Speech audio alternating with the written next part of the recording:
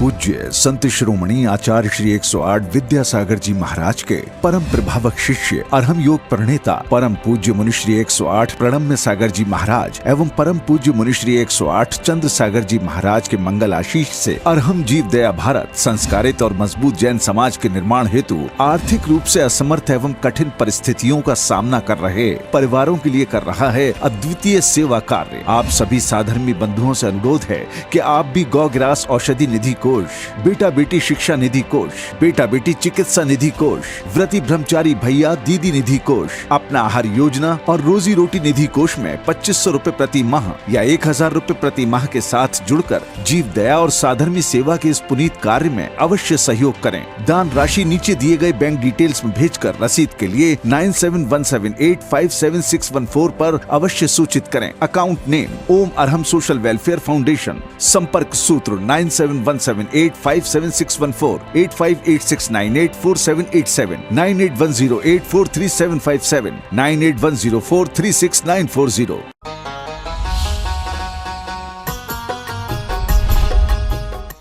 इस कार्यक्रम के पुण्यार्जक हैं प्रणम्य वाणी देवदूत। प्रणम्य गुरु की वाणी पहुँचे घर घर, सम्यक ज्ञान प्रभावना होवे घर घर। सभी प्रणम्य वाणी देवदूत के पुण्य की बहुत बहुत अनुमोदना। मात्र 12,000 रूपए वार्षिक सहयोग राशि प्रदान कर प्रणम्य वाणी देवदूत बने। अधिक जानकारी के लिए संपर्क करें।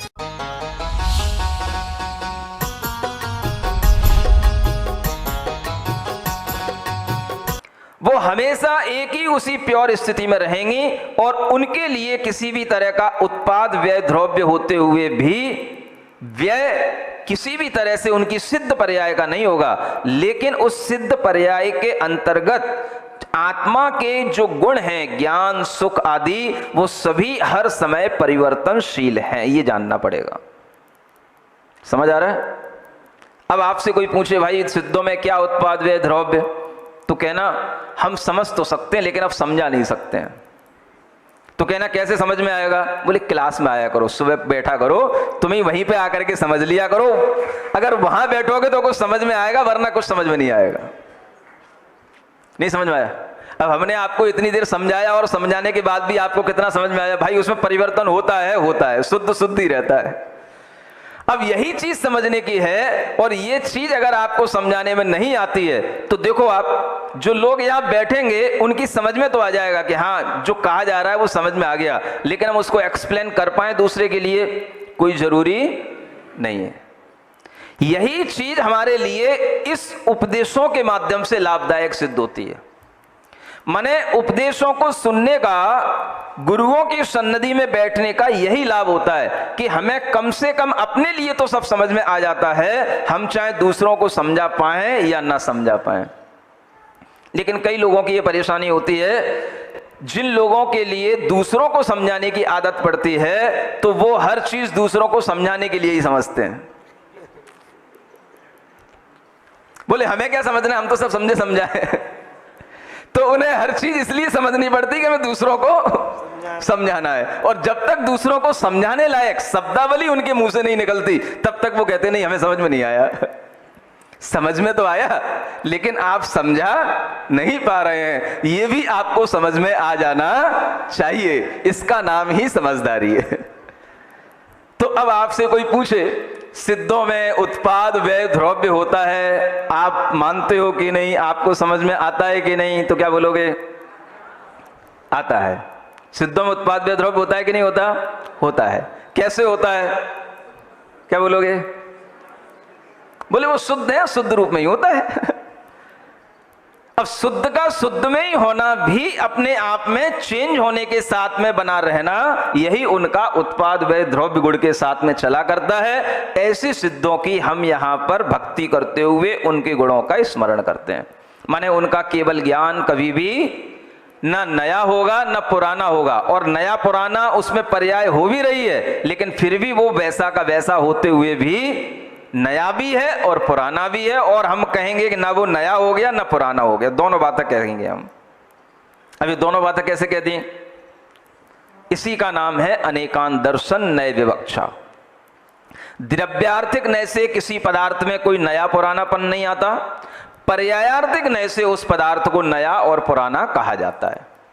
इसको भी समझने के लिए आपको अभी क्लासें और अटेंड करनी पड़ेंगी, कहीं दूसरे की नहीं, यहीं पे भी अगर करते रहोगे समझ में आ जाएगा। ये द्रव्यार्थिक न्याय क्या है, पर्यायार्थिक न्याय क्या है, कभी फिर डिटेल में बताएंगे। अभी इनको याद रखना, ये शब्द भी ध्यान रखना कि आखिर हमें ये शब्द सुनने को मिले तो कभी इनका हम अक्षर से अर्थ भी समझेंगे। यानी द्रव्यार्थिक न्याय से किसी पदार्थ में कोई चेंज नहीं होता और पर्यायार्थिक न्याय से हर पदार्थ में चेंज होता है। तो ये अनेकांतवादी जो स्यादवादी लोग होते हैं, ये हर उल्टी चीज को कहेंगे, दोनों तरह की चीजें कहेंगे और दोनों तरह की चीजों को सिद्ध भी करेंगे। इसी का नाम स्यादवाद है। पदार्थ में चेंज होता भी है और पदार्थ में चेंज नहीं भी होता है, हम दोनों कहेंगे और दोनों चीजें बिल्कुल सही होंगी। जिनको स्यादवाद नहीं आता, अनेकांत नहीं आता, उनकी खोपड़ी घूमेगी, और जिसको आता है उसकी बिल्कुल नहीं घूमेगी, वो दूसरों को घुमाएगा सिर्फ। समझ रहे हो? खोपड़ी घूम रही है क्या? नहीं घूम रही? यूं तो कहना पड़ेगा घूम रही है। कैसे घूम रही है? आपको सिर्फ इतना ही सुनना, इतना ही समझना है, कोई भी पदार्थ अगर अपने अस्तित्व को बनाए रखता है तो किस नय से? द्रव्यार्थिक नय से। और किसी भी पदार्थ में नया पुरानापन होता है तो किस नय से? पर्यायार्थिक नय से। बस इतना आपको समझना है। तो यहां आगे कहा जाता है स्वगुण युत इतो, वह आत्मा अपने ही गुणों से युक्त है, अपने गुण उसके कभी भी छूटते नहीं हैं। इतः न अन्यथा साध्य सिद्धि, इससे हटकर के कभी भी और प्रकार से साध्य की सिद्धि नहीं हो सकती है। माने अगर आप आत्मा के इतने गुण धर्मों को, इतनी विशेषताओं को जानेंगे तो आप अपनी आत्मा को भी शुद्ध बना पाएंगे।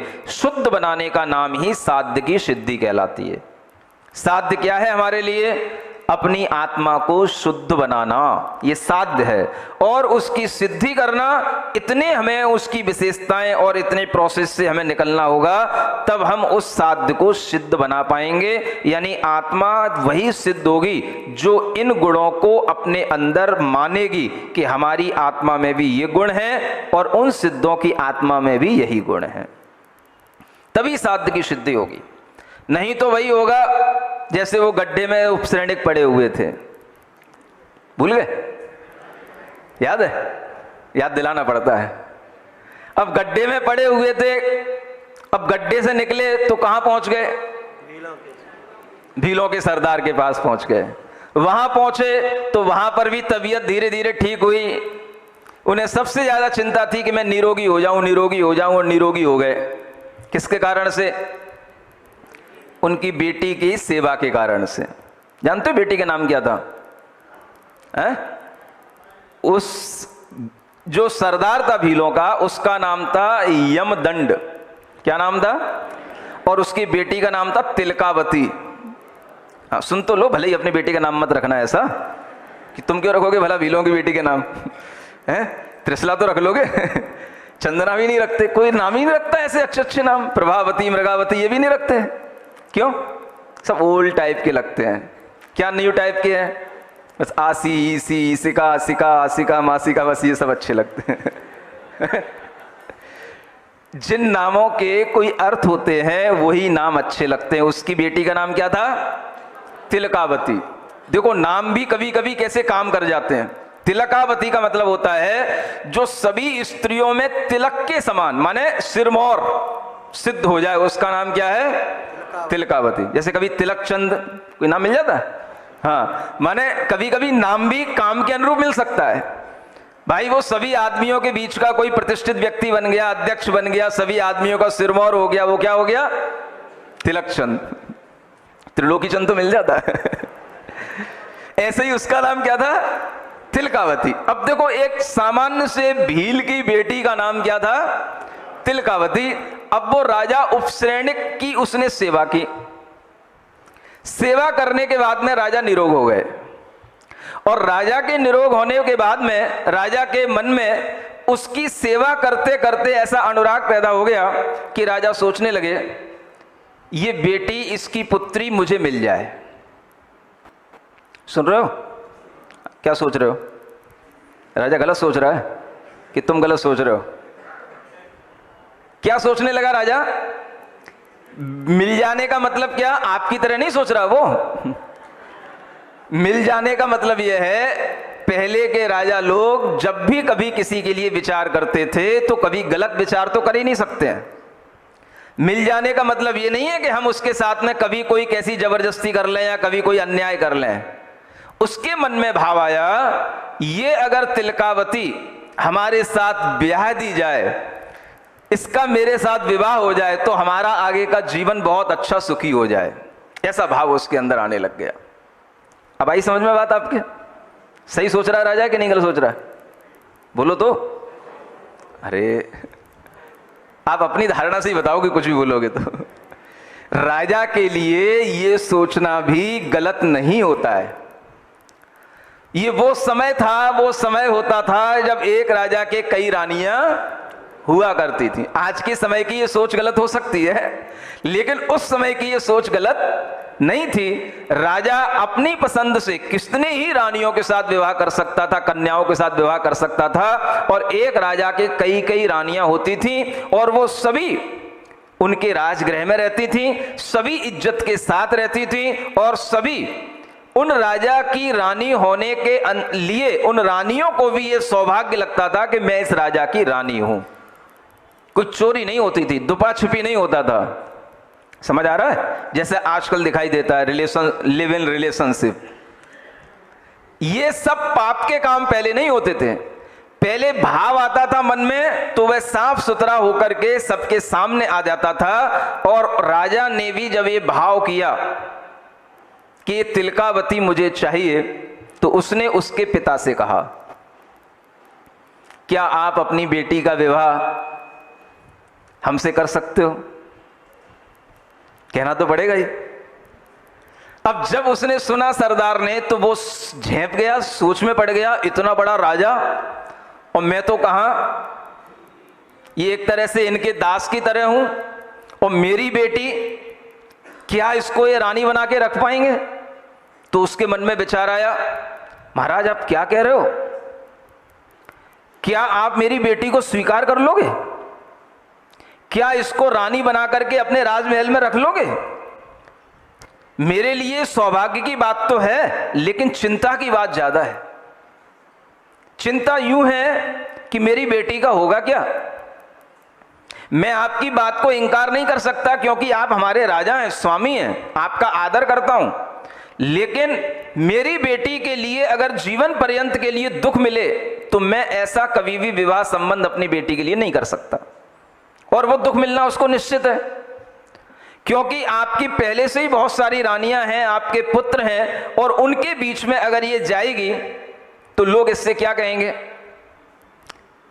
कहीं इसके लिए तरह तरह के कमेंट्स करेंगे, तरह तरह से इसको टोकेंगे, इसकी इज्जत नहीं होगी, क्योंकि ये कहां से ले आए?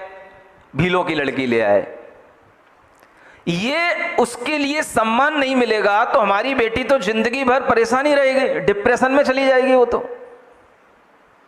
और आप राजा होने के नाते हम आपसे मना नहीं कर सकते। अब आप ही निर्णय करो करना क्या है आपको। सुन रहे हो? देखो समझदारी की बात चल रही कि नहीं चल रही है? ऐसे कहना पड़ता है। पिता अगर बेटी का रिश्ता करता है तो वह सब कुछ समझ करके करता है, यूं नहीं कि बेटी को कहीं भी पटक देता है। सोच समझ करके बेटी मेरी जीवन पर्यंत के लिए यहां सुखी रहेगी, मेरे धर्म के अनुकूल है। अब उसके धर्म के अनुकूल तो कुछ भी नहीं है, उसके लिए तो वो एक तरह से वो तो स्वयं समझो कि वो नरक में है और उसके लिए तो स्वर्ग मिल रहा है। नहीं समझ आ रहा है? धर्म तो उपश्रेणिक को देखना चाहिए था, उपश्रेणिक को धर्म की चिंता नहीं है, लेकिन उसे ये चिंता है कि मेरी बेटी अगर इतने बड़े राजा के साथ विवाह दी जाएगी, इतने बड़े कुल में चली जाएगी, ये सुख से कैसे रह पाएगी, वहां पर इसकी इज्जत कैसे रह पाएगी, और निरादर के साथ रहेगी तो हमेशा दुखी रहेगी। उससे अच्छे तो अपनी छोटी सी झोपड़ी है, सुखपूर्वक तो जीवन भर रहेगी, कहीं भी हम अपनी ही कास्ट के लोगों के साथ विवाह करेंगे तो। अब राजा के लिए ही उसने ये प्रश्न करके छोड़ दिया। किसने? उस यमदंड ने। अब वो राजा सोचता है बात तो सही कह रहा है, लेकिन राजा का मन उस बेटी पर है और वो चाहता है कि इसका विवाह मुझसे हो जाए, तो वह राजा होने के नाते अब उसकी हर शर्त मानने को मजबूर है। क्या कहता है? कहता है कि तुम बताओ क्या करना है। मैं तो दिलासा दिलाता हूं तुमको, विश्वास दिलाता हूं कि तुम्हारी बेटी का कभी अनादर नहीं होने दूंगा। जैसे सभी रानियां हमारे राजघराने में रहती हैं, सबके साथ रहेगी, मिलकर रहेगी, सबके बीच में रहेगी, मैं जैसा कहूंगा वैसा ही होगा, आप बिल्कुल निश्चिंत रहें। लेकिन वो उसका पिता कहता नहीं राजन, आपकी इन बातों से मुझे इतना बड़ा विश्वास नहीं बन सकता, आप क्षमा करें। मैं इतनी बड़ी रिस्क नहीं ले सकता, अपनी बेटी को जिंदगी भर के लिए परेशानी में नहीं डाल सकता। वो बाद में रोए चिल्लाए, बाद में मेरे पास आए तो फिर वो ना वहां की रहे ना यहाँ की रहे, आपके लिए भी सिरदर्द, हमारे लिए भी सिरदर्द। राजन आप सोच लो अच्छे से, आप बहुत बड़े राजा हैं, मैं तो आपका छोटा सा दास हूं, लेकिन मैं आपके ही ऊपर छोड़ रहा हूं, आपका निरादर नहीं कर रहा हूं, लेकिन आप सोच लो। राजा के कहने के बाद भी उस सरदार ने राजा को यह प्रत्युत्तर दिया, और जब राजा ने फिर यह बात सुनी तब फिर राजा सोचता है तुम बताओ तो कि तुम्हें चाहिए क्या, तुम्हें इतना ही तो चाहिए कि तुम्हारी बेटी को आदर मिलेगा। नहीं राजन, इतनी सी बात से मैं मान नहीं सकता, और वो हो भी नहीं सकता, प्रैक्टिकली ये बात नहीं हो सकती।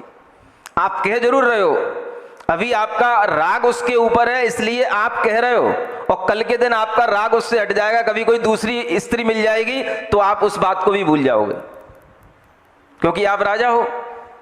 हम आपके ऊपर क्लेम करने बाद में तो जाएंगे नहीं कि आपने हमारी बेटी के लिए कहा था ऐसा और वैसा नहीं हो रहा है। आप कहोगे सब रह रही हैं, वो भी रह रही है, मैं क्या करूं। राजन सोच लो।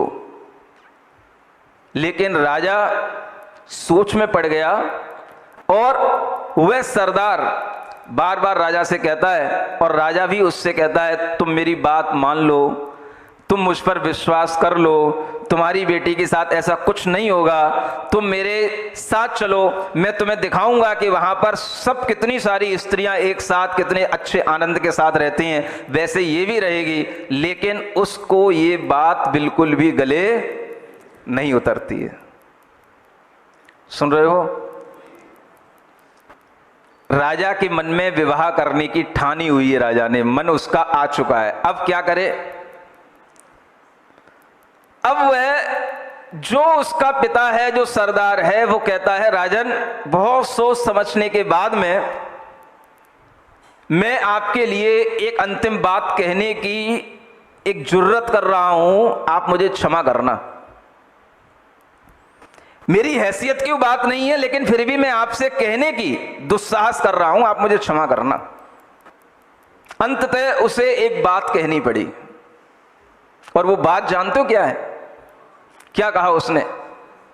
उसने कहा राजन मैं आपकी बात को तब मान लूंगा जब आप मुझे एक मेरे साथ प्रॉमिस कर लो, मैं अपनी बेटी को आपके लिए दूंगा, मैं अपने आप को बहुत भाग्यशाली मानूंगा, क्योंकि आप जैसे राजा के लिए मेरी पुत्री का विवाह होगा। ये उसके लिए भी भाग्य की बात है, मेरे लिए भी भाग्य की बात है, लेकिन बेटी का निश्चिंत रहना बहुत जरूरी है। और अगर आपका वास्तव में उससे राग है, आगे चलकर की संतानें होंगी, ये संतानें भी आपस में लड़े भड़े नहीं, और कोई भी अगर उसकी संतान होगी तो कभी नहीं चाहेगा कि कोई भी तुम्हारे पहले की जो संतानें हैं उनके साथ में वह संतान घुल मिल करके रह पाए, नहीं रह पाए, वो संतान के लिए भी दुख का कारण बन जाएगा।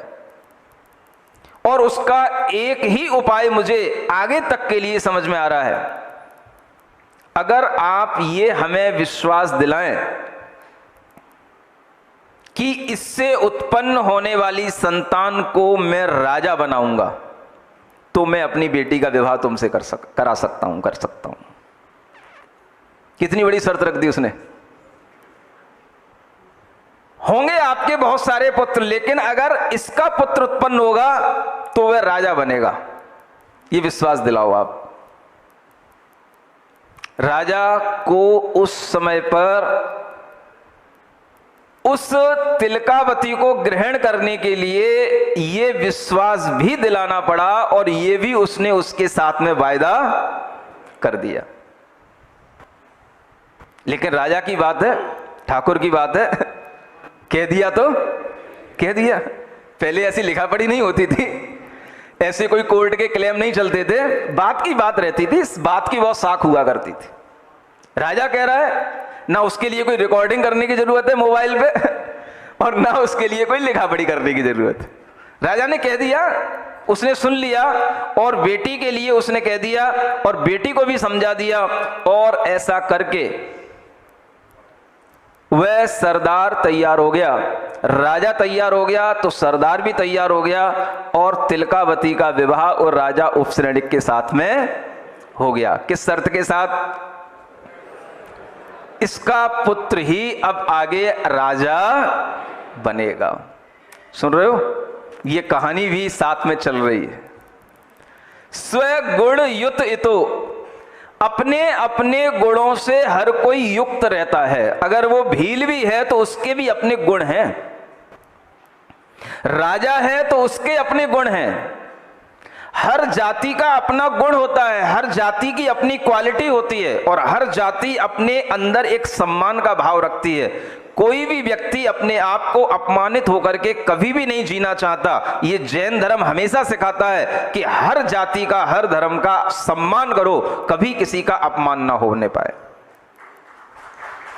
हर कोई अपने अपने गुणों से युक्त है। वो अगर भील है तो भील के गुणों से युक्त है, वो भील के जैसे उसका जीवन है, वो उतने में मस्त है। लेकिन अगर आप उसके लिए कुछ चाहते हो तो वो भी अपनी शर्तों के साथ ही आपके लिए मंजूरी देगा। ये उसकी बहुत बड़ी गुणवत्ता है। इसलिए कभी किसी को छोटा ना आंकना चाहिए, ना समझना चाहिए। उस भील ने अपनी गुणवत्ता दिखाई और अपनी बेटी के लिए इतना पहले से ही उसके लिए एग्रीमेंट करा दिया, बेटी चिंता मत कर, तेरे लिए कहीं पर भी किसी भी तरह से अपमान नहीं होगा। उस राजघराने में भी इस राजा ने वायदा किया है कि राजा बेटा तेरा बेटा ही बनेगा। तब जाकर के उस तिलकावती का राजा उपसैनिक से विवाह होता है। सुन रहे हो? आगे क्या होता है ये आगे की स्कीम में आएगा, आगे की सीन में आएगा।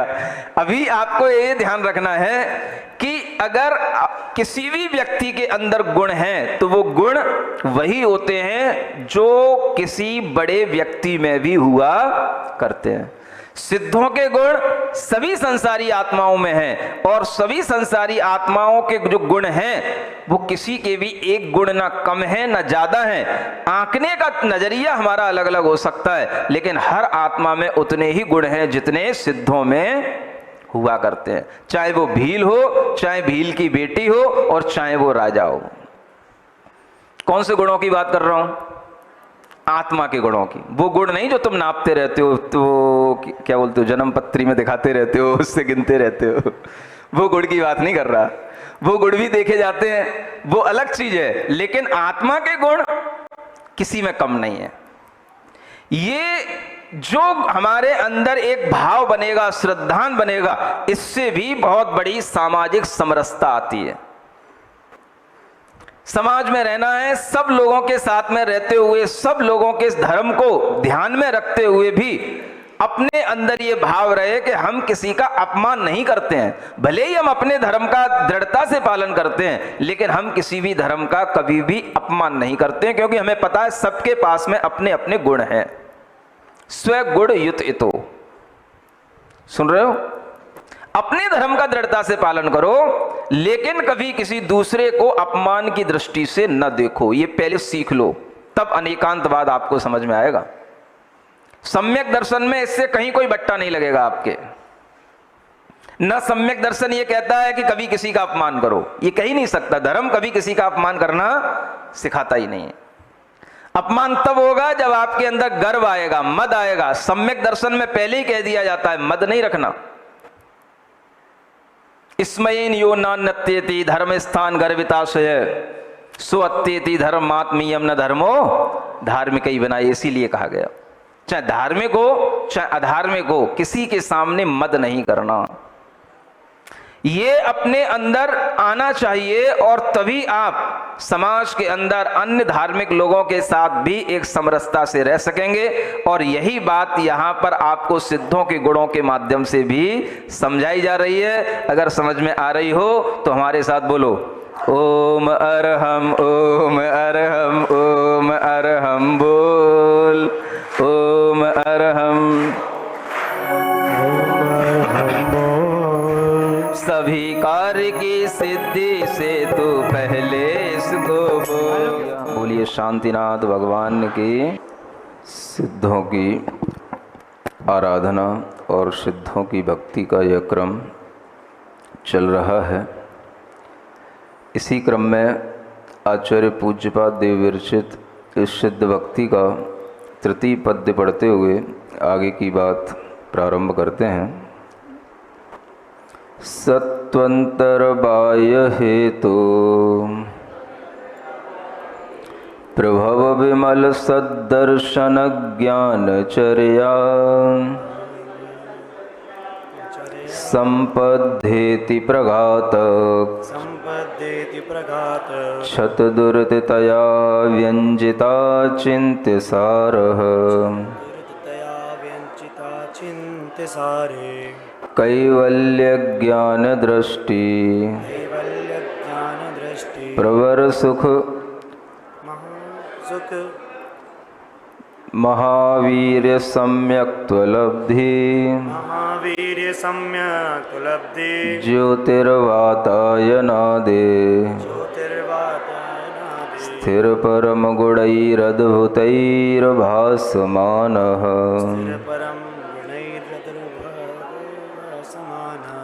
आचार्य कहते हैं यह जो साध्य की सिद्धि होती है, सिद्ध भगवंतों को अपनी स्व आत्मा की उपलब्धि होती है, यह किस प्रक्रिया के माध्यम से होती है, उस प्रक्रिया को यहाँ पर और थोड़ा आगे बढ़ाते हुए कहा जा रहा है। एक शब्द ऊपर आया था योग्य उपादान युक्त्या, ये आप लोगों ने सुना था। योग्य उपादान की युक्ति से साध्य की सिद्धि होती है। उसी तरह से यहाँ पर कहा जा रहा है कि वो योग्य उपादान कैसे बनता है। तो आचार्य कहते हैं सतु अंतर बाह्य हेतु, उसके लिए अंतरंग हेतु और बाह्य हेतु दोनों प्रबल होने चाहिए। और इन्हीं दोनों बाह्य हेतुओं से प्रभव माने उत्पन्न होता है वह निर्मल सद्दर्शन ज्ञानचर्या, वह निर्मल सम्यक दर्शन, निर्मल सम्यक ज्ञान और निर्मल सम्यक चारित्र। जिन्हीं संपद हेति, इन्हीं संपत्तियों की हेति से, हेति कहते हैं एक तरह की छेनी, छेनी समझते हैं ना, जिन परम पैनी सुबुध छेनी डारी अंतर भेदिया। तो एक ये छेनी जिसके माध्यम से हमारे कर्म कटते हैं, हमारी आत्मा से वो कर्म हटते हैं, ये इसके लिए जो संपत्ति चाहिए वो ये निर्मल सम्यक दर्शन और सम्यक ज्ञान और सम्यक चारित्र की ही होनी चाहिए। इसी संपत्ति की छेनी से, इसी के प्रघात से क्षत कर दिया है जिन्होंने दुरित माने पाप को, और उससे उत्पन्न हो गया है व्यंजित अचिंत्य सारई, अचिंत्य सारभूत चीज सुख जिनकी आत्मा में उत्पन्न हो गया। उसके लिए यहाँ पर ये दो लाइन में एक प्रक्रिया बता दी गई। क्या समझ आया? सबसे पहली जरूरत है कि जब तक दोनों कारण सही ढंग से नहीं मिलेंगे तब तक कार्य नहीं होता। दो कारण, एक अंतरंग कारण और एक बाह्य कारण, और ये दोनों ही कारण तीनों चीजों के लिए आवश्यक हैं, सम्यक दर्शन के लिए भी, सम्यक ज्ञान के लिए भी और सम्यक चारित्र के लिए। अगर हम सम्यक दर्शन की बात करते हैं तो सम्यक दर्शन के लिए भी अंतरंग का कारण होना चाहिए और बाहर का भी कारण होना चाहिए। यानी अगर आपके अंदर सम्यक दर्शन का सही परिणाम उत्पन्न होगा तो उसके लिए ये दोनों हेतु आवश्यक हैं। एक हेतु से काम नहीं चलता। बहिरंग हेतु अलग होते हैं और अंतरंग हेतु अलग होते हैं। अगर हम सम्यक दर्शन की बात करें तो बाहरी कारण तो हमारे हाथ में होते हैं, हम उन्हें मिला लेते हैं। आचार्यों ने कहा सम्यक दर्शन की प्राप्ति के लिए बाहरी तीन कारण मनुष्यों के लिए चाहिए। कितने? तीन कारण बाहर। क्या चाहिए? कभी कभी सम्यक दर्शन जाति स्मरण से भी हो जाता है। किससे? जाति स्मरण का मतलब होता है पूर्व जन्म की बातें याद आ जाना, पूर्व जन्म के संबंधों का ज्ञान हो जाना, ये जाति स्मरण कहलाता है। ऐसी अनेक घटनाएं हैं पुराणों में जिसके माध्यम से जाति से जो भी कारण होंगे वो सब बाहरी कारण है। जब आपका मन किसी पुरानी स्मृति में लग गया और आपको सहसा याद आ गया कि पहले मेरा जन्म वहाँ हुआ था, मैं यहाँ था, मेरा इस तरीके से मरण हुआ था और मैं यहाँ पर आकर के उत्पन्न हुआ हूँ, तो आपको अपने आप अपनी आत्मा पर विश्वास हो सकता है, तत्व पर श्रद्धान हो सकता है, बंध और मोक्ष की व्यवस्था पर श्रद्धान हो सकता है। इस श्रद्धान होने का नाम ही सम्यक दर्शन, बिलीव करना। हम जान तो लेते हैं लेकिन बिलीव नहीं कर पाते, और जब हमारे अंदर इस तरीके का श्रद्धान उत्पन्न हो जाता है, एक विश्वास उत्पन्न हो जाता है, तो वही सम्यक दर्शन का भाव कहलाता है। वह सम्यक दर्शन का भाव प्राप्त करने के लिए आचार्य कहते हैं बाहरी कारण, पहला तो जाति स्मरण है, दूसरा जिन बिंब दर्शन कहा, भगवान के बिंब का दर्शन करना भी सम्यक दर्शन का कारण है। यानी प्रतिदिन आप जो दर्शन करते हैं, ये दर्शन भी आपके लिए एक नियम सा तो बन जाता है, लेकिन इसके पीछे की अगर आपको सैद्धांतिक प्रक्रिया पता हो तो इस दर्शन से भी बहुत लाभ हो जाता है। भगवान का दर्शन एक नियम के रूप में करना, चूंकि हम जैन हैं, हम आते हैं, हम मंदिर में आना हमारा कर्तव्य है, हमें प्रतिदिन भगवान के दर्शन करना चाहिए, इसलिए होता है, ये एक अलग प्रक्रिया होती है। लेकिन अगर हम थोड़ा सा ज्ञान के साथ में भगवान का दर्शन का भी लाभ उठाते हैं तो आचार्य कहते हैं उससे भी सम्यक दर्शन की प्राप्ति होती है।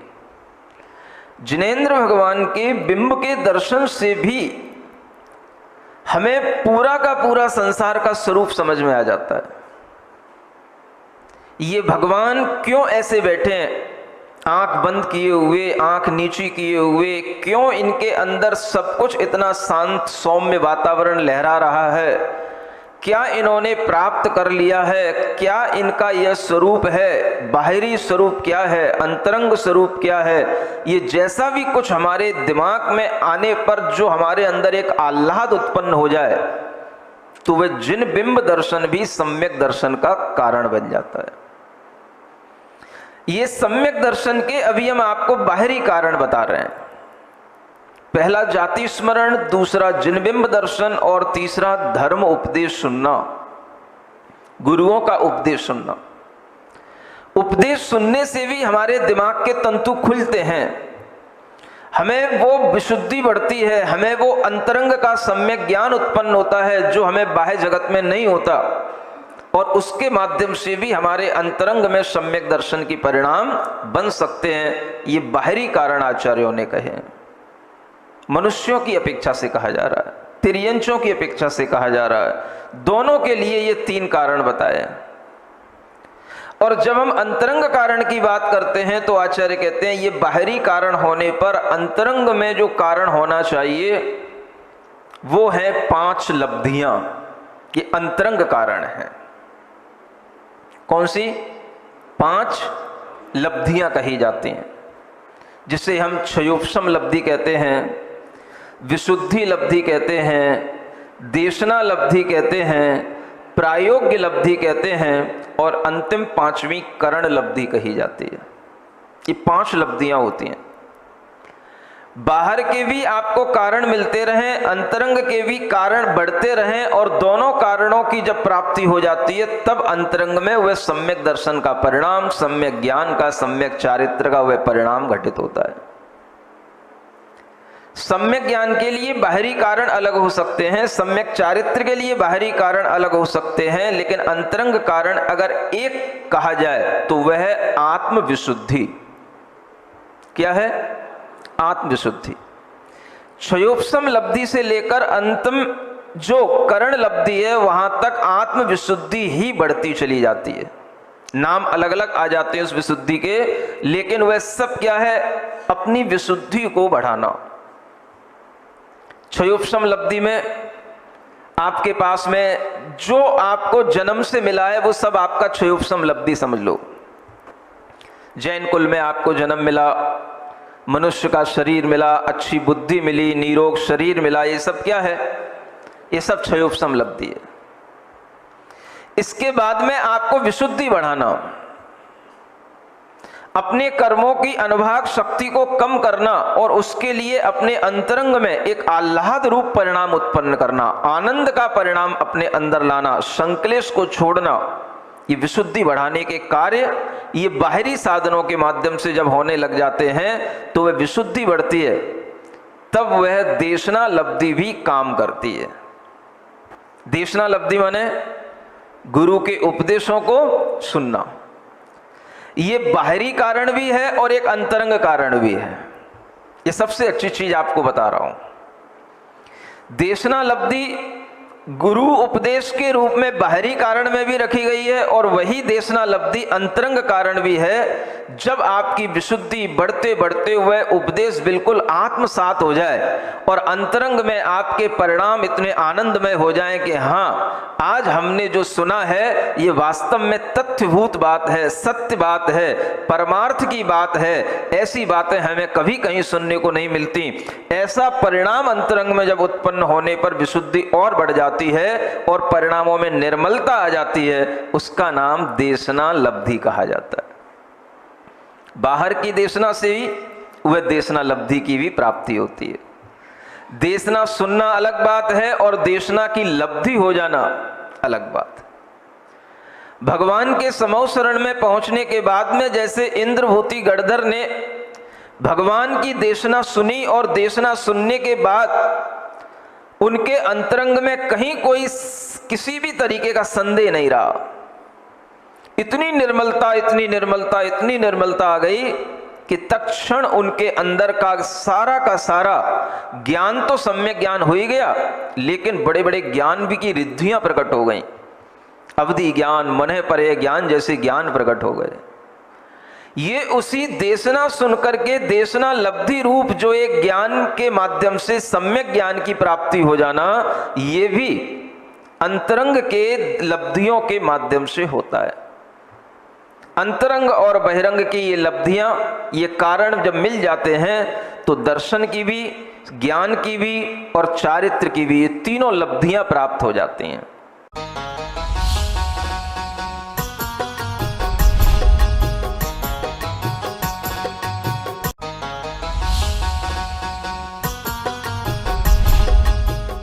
इस कार्यक्रम के पुण्यार जग थे प्रणम्य वाणी देवदूत। प्रणम्य गुरु की वाणी पहुँचे घर घर, सम्यक ज्ञान प्रभावना होवे घर घर। सभी प्रणम्य वाणी देवदूत के पुण्य की बहुत बहुत अनुमोदना। मात्र 12,000 रुपए वार्षिक सहयोग राशि प्रदान कर प्रणम्य वाणी देवदूत बने। अधिक जानकारी के लिए संपर्क करें। परम पूज्य संत शिरोमणि आचार्य श्री 108 विद्यासागर जी महाराज के परम प्रभावक शिष्य अरहम योग प्रणेता परम पूज्य मुनि श्री 108 प्रणम्य सागर जी महाराज एवं परम पूज्य मुनि श्री 108 चंद्र सागर जी महाराज के मंगल आशीष से अरहम जीव दया भारत संस्कारित और मजबूत जैन समाज के निर्माण हेतु आर्थिक रूप से असमर्थ एवं कठिन परिस्थितियों का सामना कर रहे परिवारों के लिए कर रहा है अद्वितीय सेवा कार्य। आप सभी साधर्मी बंधुओं से अनुरोध है कि आप भी गौग्रास औषधि निधि कोष, बेटा बेटी शिक्षा निधि कोष, बेटा बेटी चिकित्सा निधि कोष, व्रती ब्रह्मचारी भैया दीदी निधि कोष, अपना आहार योजना और रोजी रोटी निधि कोष में 2500 रुपए प्रति माह या 1000 रुपए प्रति माह के साथ जुड़कर जीव दया और साधर्मी सेवा के इस पुनीत कार्य में अवश्य सहयोग करें।